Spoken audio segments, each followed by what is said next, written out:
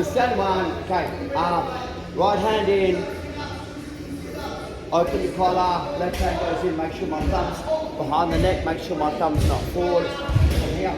And then what's happening, my thumb uses the left hand to try and grab my bicep, this one. And so that kind of kick, so I'm having a lot of trouble getting the arm here. So first thing I started to do for me, I'd always try and go drop and try on my partner. But anytime that I open my legs, my partner's got the opportunities to back out and things like that. So that wasn't, it was quite successful to start with, and then everyone kind of started to pass the guard. So from here, handle the bicep, I do two things. First of all, I try to take my hand and my elbow back as far as I can, which makes it harder for him to hold. If they've got longer arms than me, first thing I do is I bring my hand over and I start to crush and get a wrist on. So from here, right, I'm not going to tap him, but I'm going to make him respond. So I bring my hand in, I'll fold my arm down, and I try and get his wrist on. So he'll generally kind of go, pull my hand backwards, and that will start to allow the choke to happen. So again, one hand, two hands, he'll start to go hunting. So from here, I try and take my hand backwards. Sometimes they're too long, I can't. So my hand comes in, I'll fold my palm down, and I'll kind of cross the wrist. Straight through and the collar choke. Andrew, please. I don't feel it.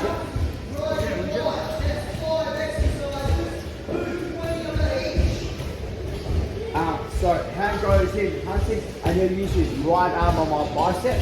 So if he's got longer range than me, I kind of get to hit, I'm still like, man, I can't do quite much about it.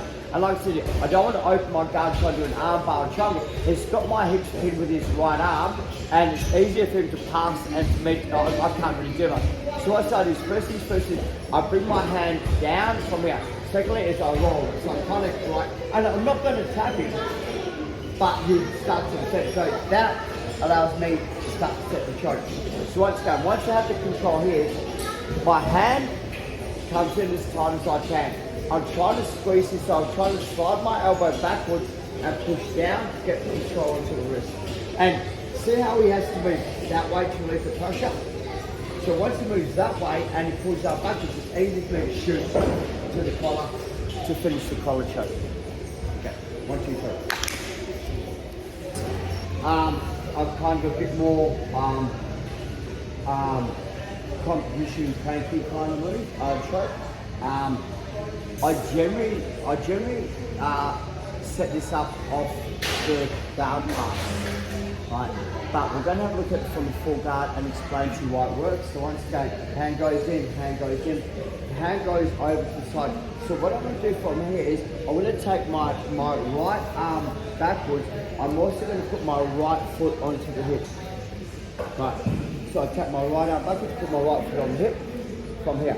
And what I'm going to do now is I'm going to get the extension to be able to start to move. So I'm doing two motions. I'm going to go kick, kick, kick, kick, kick, come up, and I'll sit and I'll come over the back. So a lot of times from here, people are going to use their left hand to push my knee down to pass, and the choke pretty much comes on off the pass. If I don't pass, I still have the ability to do the choke, but it does come on a lot faster than passing the guard. So this one, those ones that when they're inside my guard, it's okay. When they're past the guard, it works a lot better. So again, it's exactly the same kind of setup. So 1, 2. I normally don't have issues getting to this position, but this is kind of like more of the high level guys block this out for me. Okay, so I create space, foot. Now what I'm doing is I'm kicking and setting up. So I'm going to go kick, kick, kick, and sit up. My hand comes over and I'm trying to grab the power. So not grabbing here on the side here. Now, as I start to pass, and most people that I've done this to will just roll over and give me an out. Because when the choke comes on, there's nowhere for them to go. So they'll both just roll over. I'll keep the choke on and I'll take them out. And kind of breathe like that. Okay. Andrew? Thank you, Tim.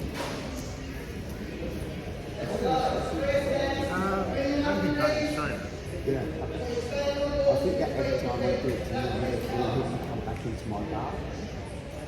I think I'll try and get that. Yeah, I know. Quick, Hayden's got the collar. Stay still. It's not those dinosaurs.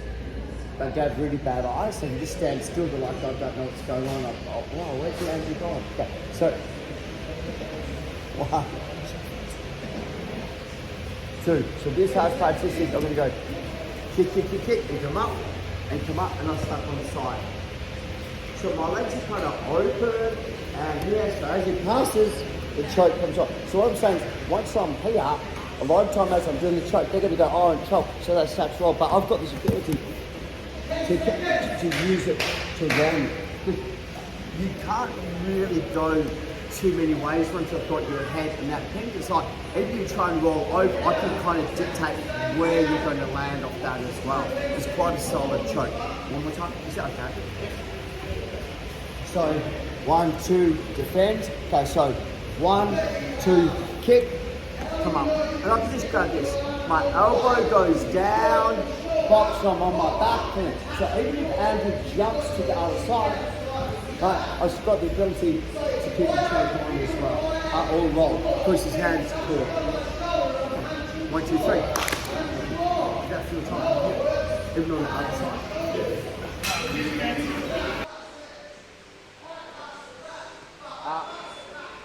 The difference between 4 fingers in and thumb in is the duty.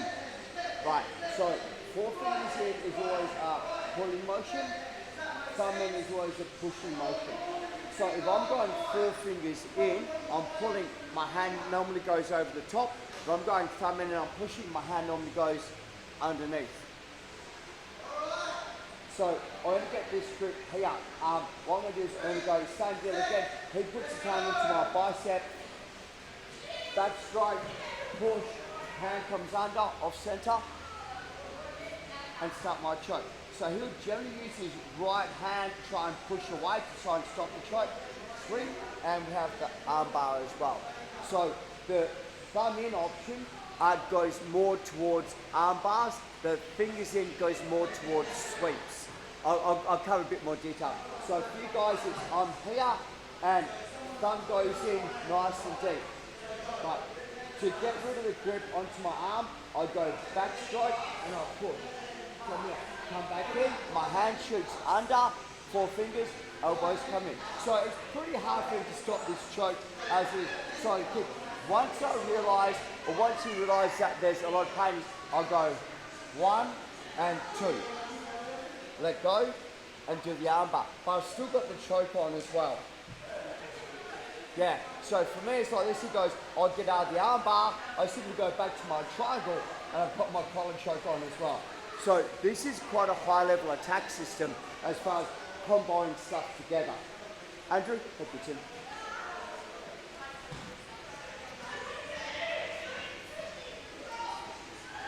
So 1 and 2, once again, to stop the grip on my hand as I turn to my side, back stroke, push. Now this is the hardest part. As I sit, I reset. As I sit, I reset. So that gives me this ability to come straight under. If I reset here, it's quite hard to get my hand under. So I'm kind of applying a little bit of pressure, come underneath. The choke's legit.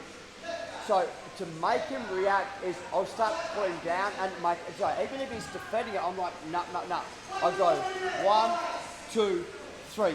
I use this hand to attack the arm, right? Because I've still got, so if I push this down on that, I've still got the choke.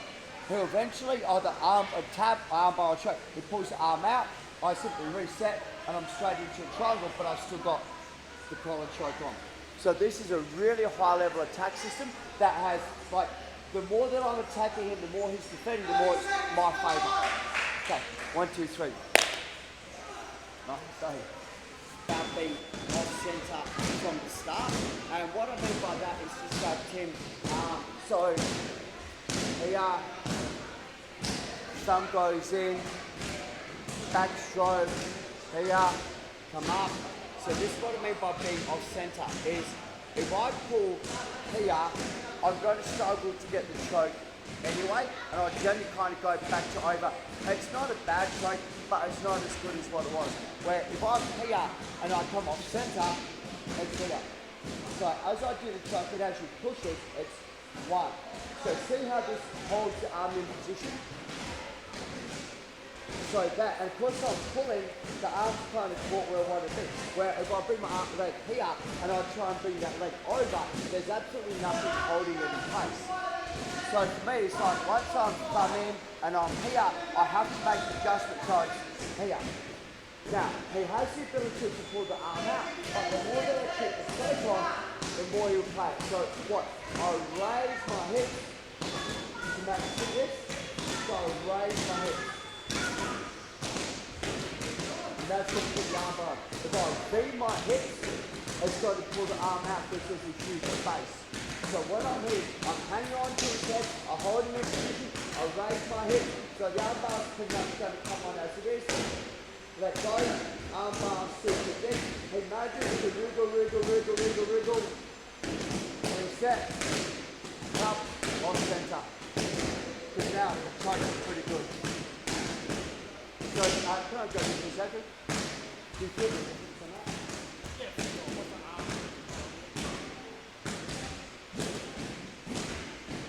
1, 2, 3, push, off center, choke, off center, choke, you push it, so for me it says 1.